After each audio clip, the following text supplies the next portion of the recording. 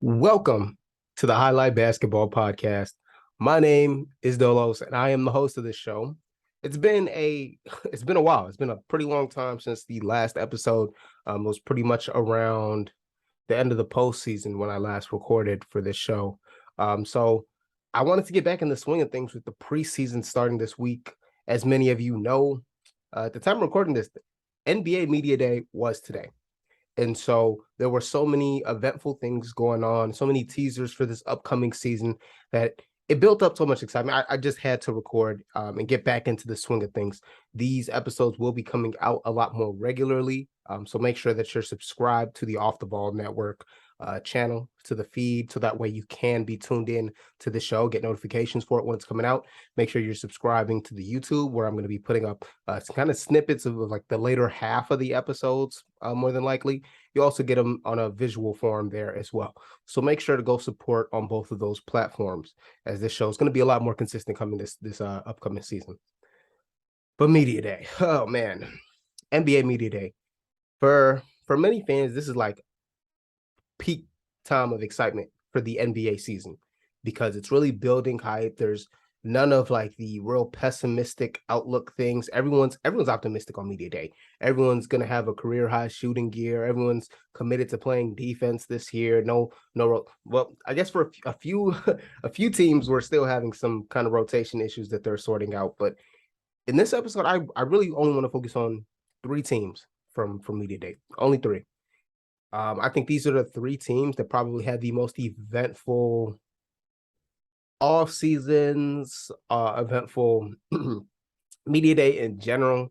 And those three teams are the Phoenix Suns for obvious reasons, the Boston Celtics for obvious reasons, and the Los Angeles Lakers for some obvious reasons. But I want to start with the Lakers on this because, for one, they're my favorite team, and because it's their issue is kind of the easiest to discuss, because it's more so basketball than anything else. With these other two teams, there are some off the court things that need to be talked about. But with the Los Angeles Lakers, the looming question coming into this media day, all eyes were going to be essentially on Russell Westbrook. We saw it pretty much every question asked, whether the question was to Rob Pelinka, LeBron James, Anthony Davis, Darvin Ham, no matter who's getting asked the question, Russell Westbrook came up.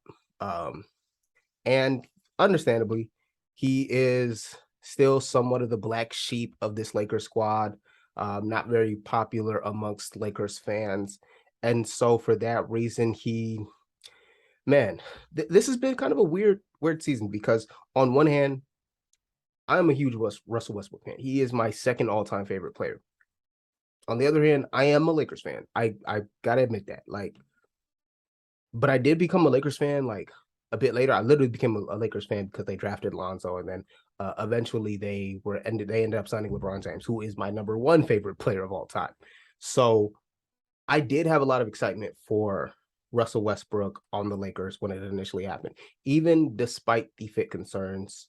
And I still share some of those concerns. I did not think that was a perfect pairing by any means, even at the time.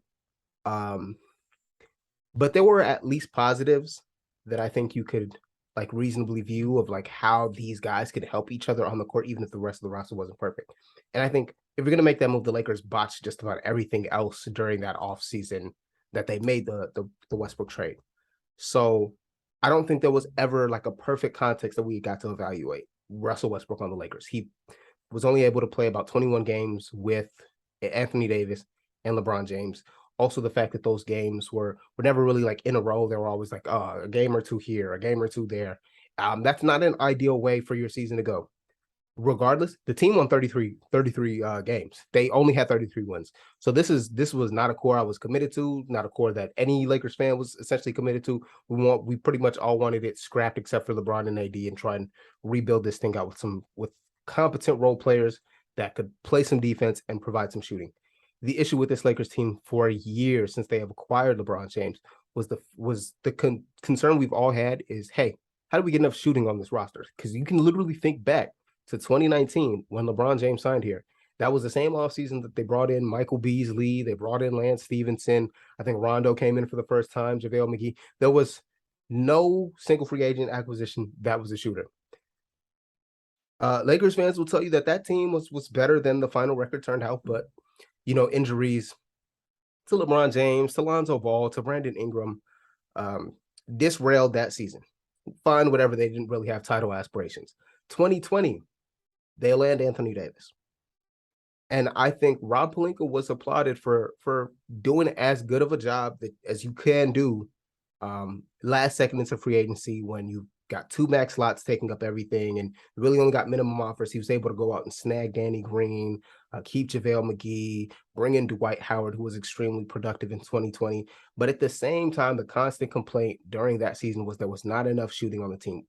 All Lakers fans, even the ones like myself who believed in the title aspirations of that 2020 squad, had concerns about the half-court offense because of spacing, because of three-point shooting. Ultimately, go into the bubble, and those shooting concerns disappear. Now, I still think the Lakers were a title-level team, but I can't deny that they benefited from, a shooting increase from being in the bubble. Maybe, I don't even want to go into this whole bubble asterisk thing, but they won the title in 2020. And the concern was still, hey, how do we get more shooting onto this roster? Into 2021, that's the year they bring in Dennis Schroeder, add Marc Gasol, Trez comes in, and overall, pretty much everyone was saying that team was an upgrade from the Lakers title team. And so when they lose in the first round, I think it put a really bad taste in everyone's mouth, obviously, especially Lakers fans, to lose in the first round, to have been, the 7th seed, having fought in through the play-in tournament, and then get eliminated by the Phoenix Suns. But at the same time, especially after that series finished, there was probably not a Lakers fan on earth who thought we would have lost that series had we been healthy. I know Suns fans will still dispute that, not to say that y'all weren't a good team, a quality level team that deserved that series win, but go ahead and look at Suns fans' tweets and social media after game 3 or like during game 4 before Anthony Davis went down. Look at the tweets and what they're saying then, and then afterwards, what they're talking like. So Anthony Davis going down obviously had a huge impact in that series. Pretty much no Lakers fan believes that the Lakers would have lost had he been healthy. Fine, that's cool, whatever. But going into the offseason, I think to dismantle so much of that roster, to bring in a guard with a high usage that does not shoot, it was frustrating for a lot of Lakers fans. And so when the fit came out to bear out what we somewhat expected to happen, like I don't think anyone expected it to be as bad as it was last season. And of course, injuries played such a huge part in it. The fact that the role players there were also bad, like some of that could have been mitigated with health, with good role players, but I don't think they would have been a good team. So coming into the season, we were obviously looking for some kind of move to get Westbrook somewhere else. There was some hopium that had us thinking Kyrie was going to land on the Lakers roster. And then on top of that, after that, there is the Buddy Hield, Miles Turner trade stuff that's been circling around for what feels like forever now. I would have done that Miles Turner deal. Give up the two picks. I know it hurts. It's a discussion for a different time, but man, that gives you guys who really complement your two best players. But ultimately, the Lakers front office decided that they didn't feel like giving up those two picks to make an upgrade or to move Russ. Understandably, you don't want to give up those picks in what you feel is a bad deal. They obviously think the Miles Turner, Buddy Hield is not a big enough return. A lot of Lakers fans disagree. We'll see how things bear out. But man, so many of the Lakers questions this media day centered around Russell Westbrook. And on one hand, like I really do understand. He's the piece of this roster that really does not make much sense on the roster. He's a $47 million expiring contract. You are like zero chance of re-signing him. Like you're not looking to extend him right now. You're probably not looking to re-sign him at the end of the year. And so like by the trade deadline, even if he is playing well, I see a world where he's likely moved at the deadline, regardless of if he is fitting in so much better this upcoming season. And we just prefer that it would have happened before the season started to get as much of a time with like whatever the new team is going to be. Like let them get the training camp together, let them play out the first 50 or so games rather than having the year start with Russell Westbrook. But man, the level of like personal hate that it's now like because this is strayed from regular basketball discourse. I can understand not liking Russell Westbrook's fit on that team, being frustrated with his play at times last season. But man, I think a lot of the criticism of him has ventured to a real personal level. And even from like some of the media, I was kind of disappointed with some of the questions getting asked. Like, I understand Lakers fans have been very, very blatant and upfront about how they feel about him. I excuse that a bit more coming from fans who have like emotional, not to say I excuse maybe is the wrong word, but I can at least understand the um the feelings from fans about being upset about a player that they don't like or that they don't feel is a positive being on their team and being on their team in a prominent role. On some level, I get that. But for like a media person to be asking Russ like, "Oh, is the team bought in on you and how do you like that that felt weird. Like this, obviously, like what kind of answer did you expect from him at that point? Like he's whether he's liked in the by the front office, whether he's liked by the fans, whether he's liked by his teammates, he's still signed to the Los Angeles Lakers, and he's going to go out there, and he's going to play. So I was to pivot back to some basketball stuff. I was delighted to see that, not only is Russ a bit more open, but the coaching staff was speaking, like Darvin Ham was speaking more openly about having Russ in a bench role, which I think makes sense just for the fit concerns.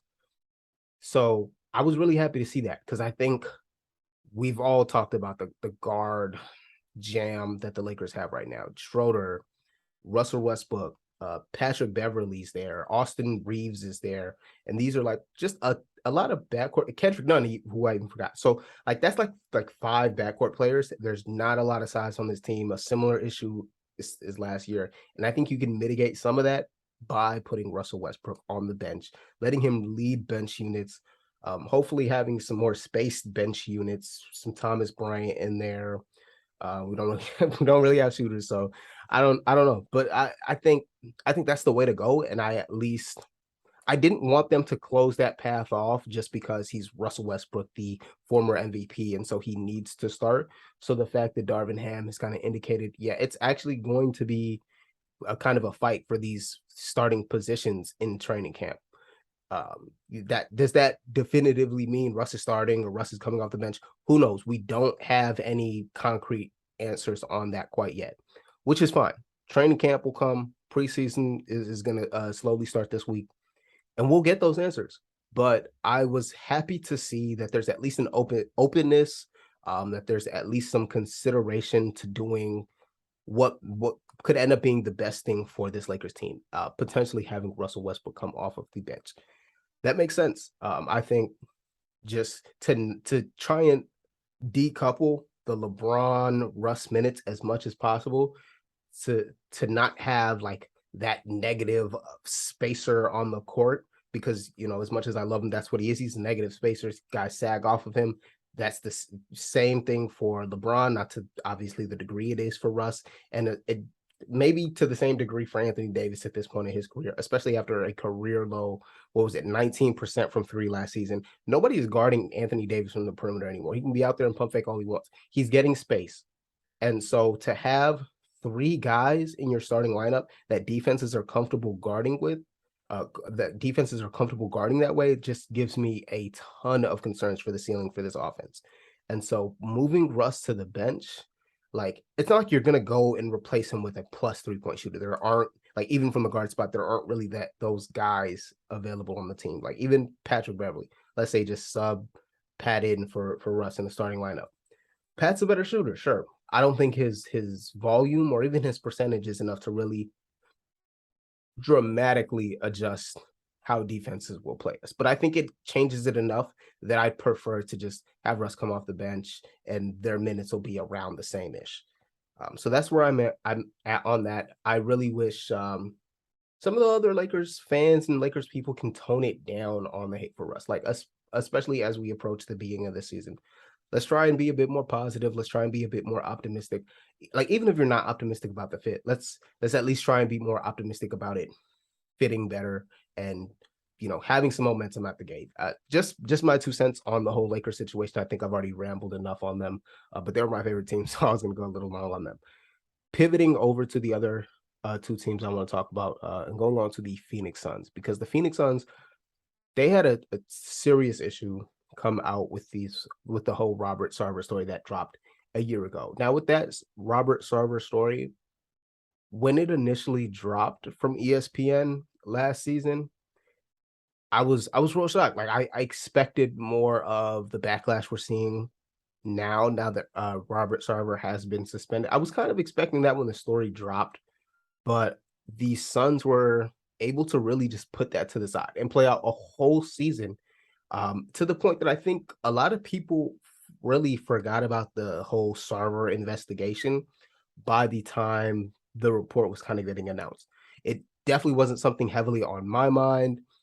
Like even in discussions of the Suns this offseason, we've heard a lot more talk about DeAndre Ayton and his contract situation than we've had talk about Sarver's investigation.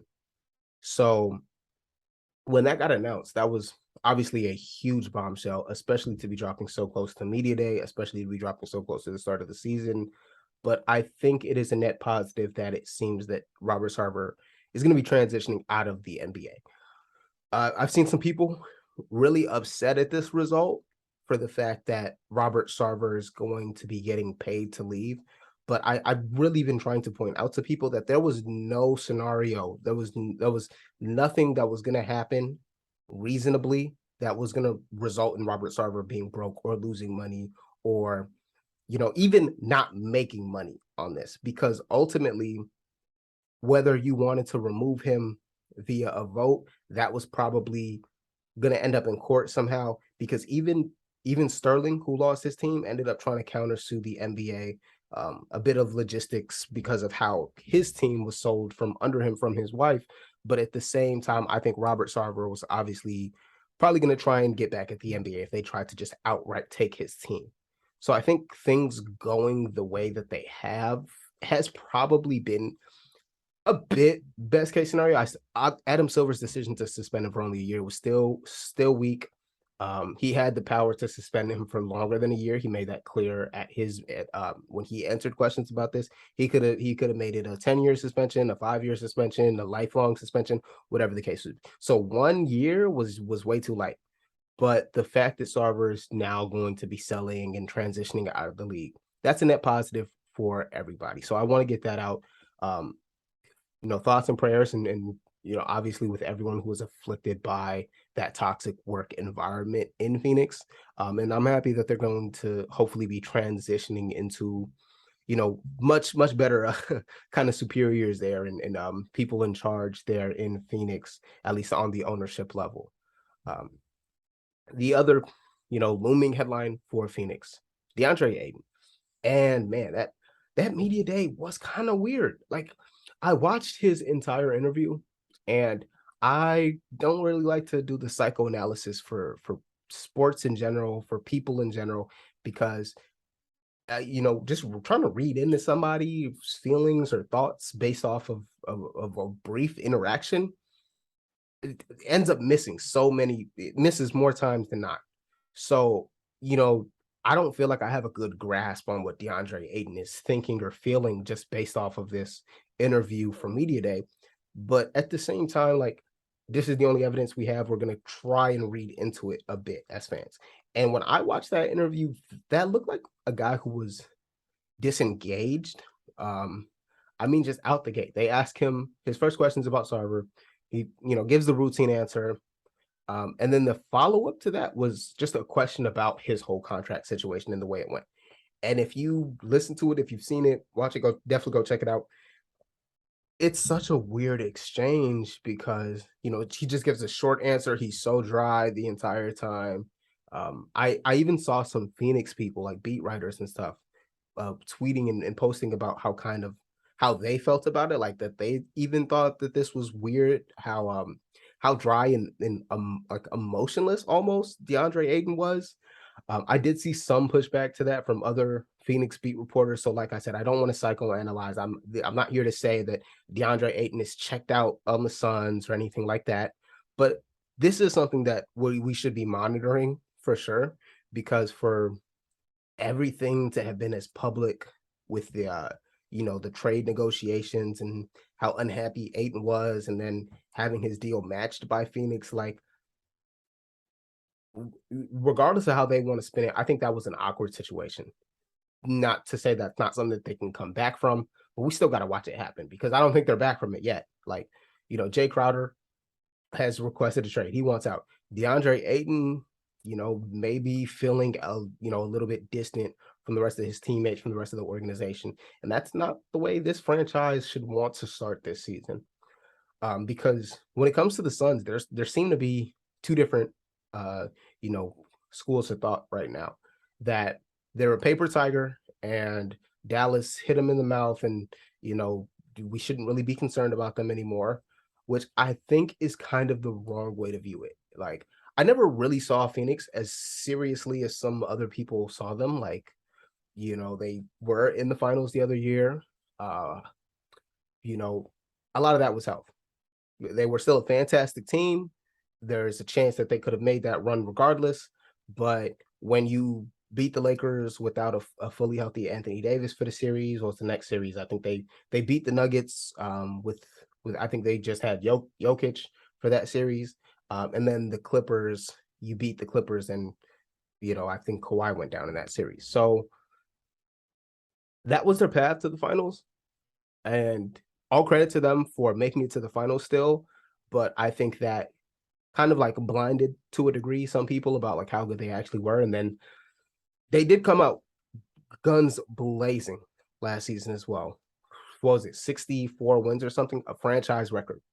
This statistically the best Phoenix Suns team of all time. But I already thought that they were like contender tier, maybe like a step below. So that record didn't do that much to convince me. And I think even when you peel back the layer on that 64 wins, they were a phenomenal clutch team. Last year's Phoenix Suns team, if they were in a close game, they were winning it. And so I think that can sometimes skew our perception of teams.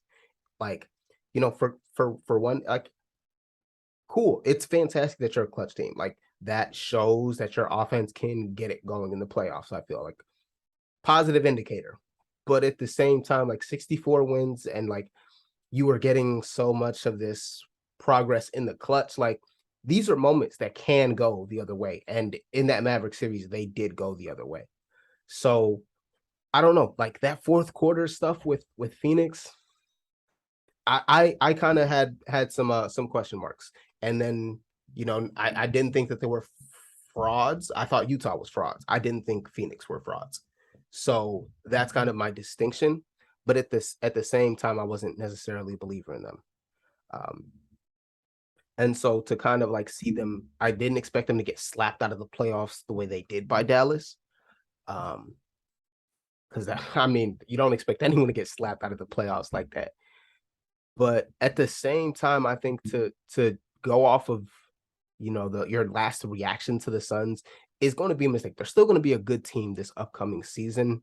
I guess somewhat dependent on however their chemistry ends up boiling out, whether positive or negative. Like, I'm not going to make any assumptions for which way I think it's going to go, but Phoenix is a team that you should still factor into your Western Conference playoffs. I don't know if they can have a deep run, but they can definitely win a first round series. So the Phoenix Suns are a team that we should continue to talk about. I think we should definitely continue to monitor DeAndre Ayton's situation with the team, his happiness level in Phoenix, because I think that's going to be relevant. He's on a 5-year contract, and I don't see him finishing out that 5 years. I'm just going to go ahead and put myself out on that limb now.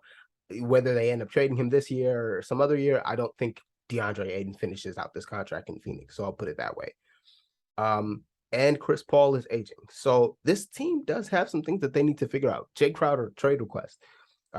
Something I saw from Brian Windhorst, the ESPN today, was Jay Crowder's trade request was somewhat spurred on by the fact that Cam Johnson may be starting over him. So That's another guy they need to extend. So we'll see. We'll really see what happens with Phoenix because they've got some question marks, and I'm interested to see how those get answered.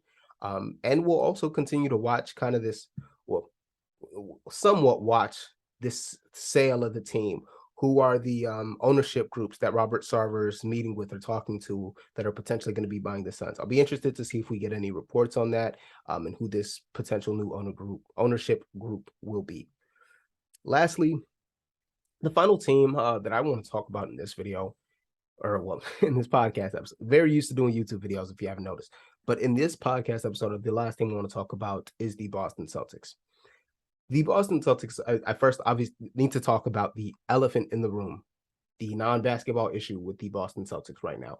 The suspension of head coach Ime Udoka for violations, plural, as the Celtics let us know, violations of team policy in regards to inter-organization relationships.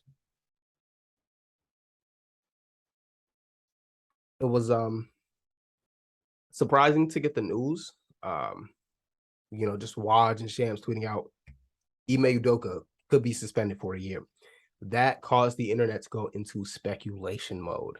And I'm glad the Celtics organization stood up for all of the women on their staff for the embarrassing and just toxic and childish behavior that happened on social media with Celtics staffers, all the women on the staff, kind of just being dragged on social media as potentially this other person in the Ime Udoka affair.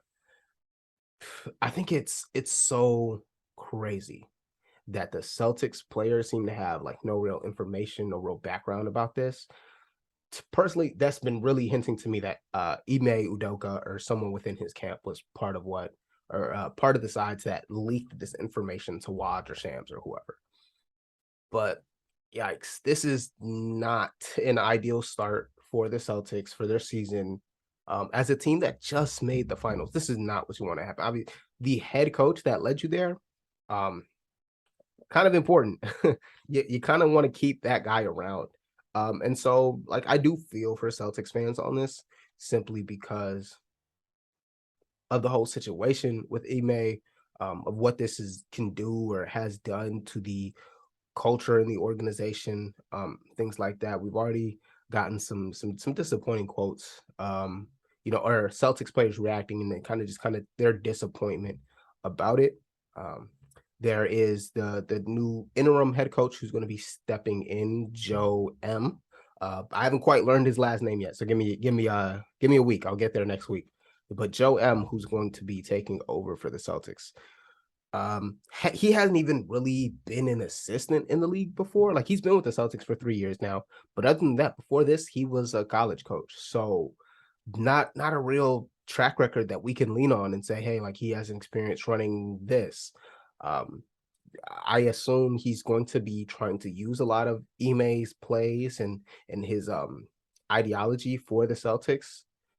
But it's a disappointing situation overall. That's like the strongest word for it. Just disappointment in Ime Udoka and his actions, the alleged violations of team policy, whatever the specifics and the details of that were. That's not something you want to hear about going on in the NBA. It's sad to read. It's sad to hear about. And it may end up with Udoka not even being there at the end of this year. Like, they've made it clear that just because he's been suspended this year does not guarantee that he's going to be back, which is such an interesting situation for the players now because there's all of this uncertainty. One moment you were in the finals with thoughts and ideas of being there perpetually, and your best two players are still in their early 20s and there's so much room ahead for growth. And now, like, a lot of that is still true, but without the head coach that led you there, like, it does make and Celtics fans know the importance of coaching. before Ime Udoka, they had Brad Stevens there. They know the importance of having a voice in that locker room that not only like has the basketball IQ to run the right kind of plays, to tighten up the rotation in the right kind of ways, but they know the importance of having a guy in their specific locker room that can talk to the guys, that the guys like, and that the guys will listen to. Because that was something I noticed with Ime Udoka. The guys, like the players on that team, they listened to Ime Udoka. Like he had their ear. And there was a lot of early criticism like about his players to start the year. And it took like they eventually started playing better. So to not have that guy in the room anymore is going to call into some questions. Who's going to step up? Who on the coaching staff? Do they need to bring in an outside consultant? There's just like I said, uncertainty waiting for the Celtics. Um, a few things that we do know for certain that their best players are incredibly young and incredibly gifted. But on top of the coaching fiasco, they lost Danilo Gallinari, which is like minor blip, like relevant. This low key could be the end of Gallo's career in the NBA with this injury. Assume he's probably out for a year, maybe doesn't get re-signed. So like really hoping a recovery on that end. Extremely sad from that perspective as well. But just to kind of lose a depth piece there, and then on top of the fact that we recently learned Robert Williams' injury was I think a bit more severe than initially reported. I think they had a shorter timeline when they first revealed that Robert Williams had some leg injury over the offseason. And this past media day or the day before, they announced that the timeline was going to be longer than first reported. So also not something you want to hear. So coming off of a finals appearance, you then lose your coach. You lose one of the bench depth pieces that you added in the offseason. And then you lose one of your most important big men and one of your best defenders on the team. That can make it hard to start the way you need to start. This was a team that started slow last year. It ended up not mattering in the grand scheme of their season, but this is a different year. The Eastern Conference is tougher. A slow start affects where you finish. Where you finish affects who you play in the playoffs. Who you play in the playoffs, that matchup dependency, like playoffs are so matchup dependent. Like you want to have the right spot because, being a good team is important. Also, being in the right matchups at the right time is important. So, not to say I'm necessarily wishing the best for the Celtics because I've already let you know I'm a Lakers fan, so I'm not wishing the best for the Celtics, obviously. But this level of uncertainty and chaos and at least the non-basketball stuff, don't like to see it happen to any organization, even if they are your rival. Those were the three kind of most relevant teams around media day for me.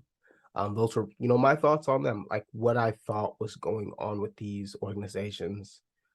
It's a lot, especially with the Celtics and the Suns just having non-basketball related issues that their fans, that their organizations now have to kind of deal with throughout this season. I'm sure more questions will come up in regards to both Robert Sarver and the Ime Udoka issue for these teams throughout this season. So, we'll obviously be keeping an eye on that in this show. But these are teams that are like fighting against something, fighting to stay together. And I wanted to highlight them now. Well, everyone's highlighting them, but I wanted to highlight these teams especially in this episode because we'll be able to come back like later during the season and kind of see and check in on how all of these things have manifested. Did Robert Williams' injury at the start of the year lead to the Celtics having a slow start? Obviously, how did the new coach perform for them? We're going to be able to get some feedback on that, and if they may be able to stick with this guy instead of pivoting back to Ime Udoka, like how well has he been able to capture the locker room? Brad Stevens has already shot down the idea that if the season is not going well, he'll be coming down to coach again, which like I kind of thought about when I heard the Udoka suspension. Like, hey, maybe they get Brad back in there, but it doesn't seem like that's something he wants to do. I think if it goes really, really bad, maybe he would. But yeah, I bet against it for now. We'll get to see just kind of the chain reaction to things. You take the coach who got you to the finals out the room, what's the responses from guys? What, how does chemistry break down? Um, and with Phoenix, man, we've already seen chemistry start to really break down with this organization. How does this Robert Sarver potential sale factor into that?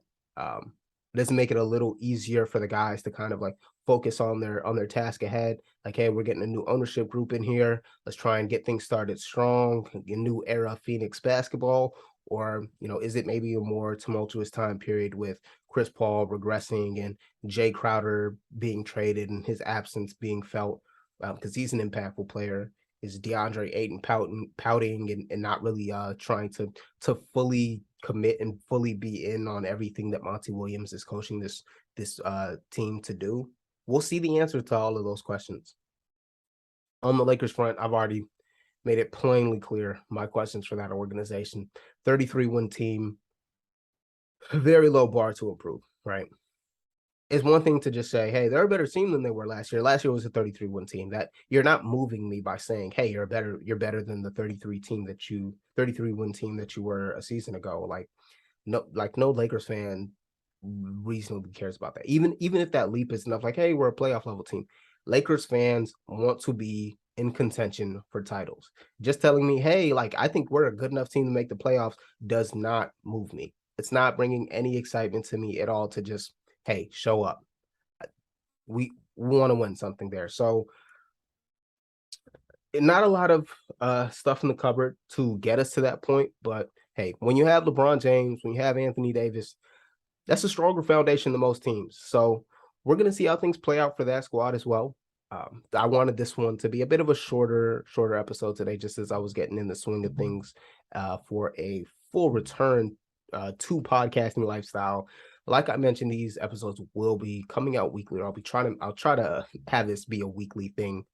So make sure that you're supporting not only on whatever podcast stream that you're listening to. Make sure you subscribe to our to the network, the Off the Ball Network. Make sure you're subscribed. Make sure you subscribe on YouTube as well, so that way you can get the show visually, you can get the show audio, whatever is your whatever's your thing, man. So I appreciate you listening. Make sure to support, and we'll see you in the next one.